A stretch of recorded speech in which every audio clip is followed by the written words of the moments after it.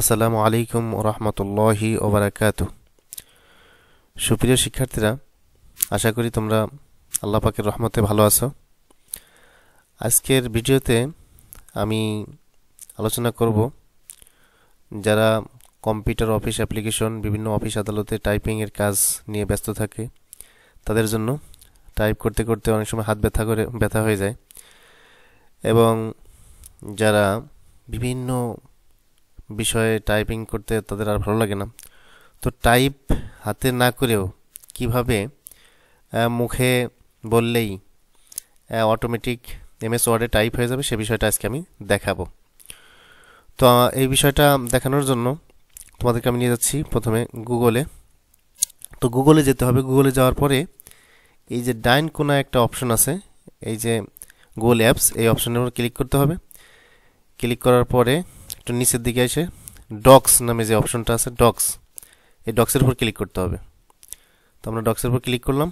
Click করার পরে এখানে যে প্লাস আইকন, যেটা এই প্লাস আইকনের উপর আমাকে ক্লিক করতে হবে। তো প্লাস আইকনের উপর ক্লিক করার পর একটা পেজ দেখাবে। এই পেজে যাওয়ার পরে টুল মেনুতে ক্লিক করতে হবে। এখানে অনেকগুলো মেনু আছে, file, edit, view, insert, format, tools. তো এই টুলস মেনুতে আমরা ক্লিক করলাম। টুলস মেনুতে ক্লিক করে বেশ কিছু অপশন এখানে দেওয়া আছে। তো আমাদের এখান থেকে বেছে নিতে হবে ভয়েস টাইপিং। তো ভয়েস টাইপিং যখন আমরা সিলেক্ট করলাম, এখানে এই যে একটা অপশন দেখা যাচ্ছে। তো এখান থেকে আমাদেরকে কি ল্যাঙ্গুয়েজ সিলেক্ট করতে হবে, অর্থাৎ এখানে আরবি, বাংলা, ইংলিশ, অন্যান্য বিভিন্ন ভাষা, হিন্দি, ফ্রান্স, বিভিন্ন ভাষায় কিন্তু এটা টাইপিং করা যায়। তো আমরা যেহেতু বাঙালি মানুষ, আমরা বাংলা টাইপিং করব। তো বাংলাটা একটু দেখাই। তো বাংলা সিলেক্ট করলাম। বাংলা সিলেক্ট করার পরে তো আমরা এই যে অপশনটা, এখানের উপর ক্লিক করব।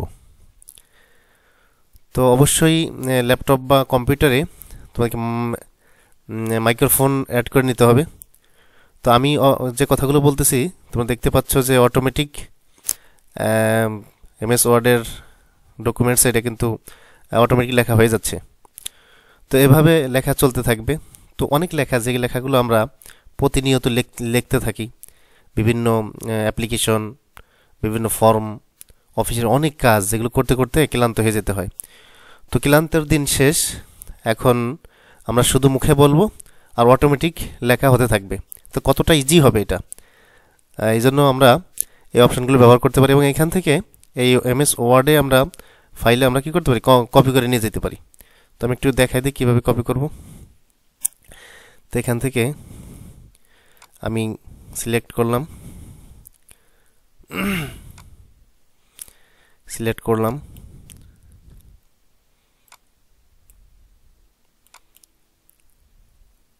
কপি করলাম, কপি করে আমি এমএস ওয়ার্ডের ভিতরে পেস্ট করলাম, চলে আসতেছে, কোনো অসুবিধা নেই। তো এই হলো মোটামুটি আজকের ভিডিওতে আমি দেখালাম যে কিভাবে আমরা টাইপ না করেও মুখে উচ্চারণ করব আর অটোমেটিক লেখা হতে থাকবে। তো আশা করি তোমরা সকলে বুঝতে পেরেছো। তো তোমরা ভিডিওটি ভালো লাগলে অবশ্যই লাইক দিবে, কমেন্টে জানাবে এবং শেয়ার করতে ভুলবে না। আমার চ্যানেল যারা সাবস্ক্রাইব করেছো তাদেরকে অসংখ্য ধন্যবাদ, আর যারা এখনও সাবস্ক্রাইব করেন অবশ্যই চ্যানেলটি সাবস্ক্রাইব করো। তো সবাই ভালো থাকো, সুস্থ থাকো, এই কামনা করে এখানে শেষ করছি। আল্লাহ হাফেজ।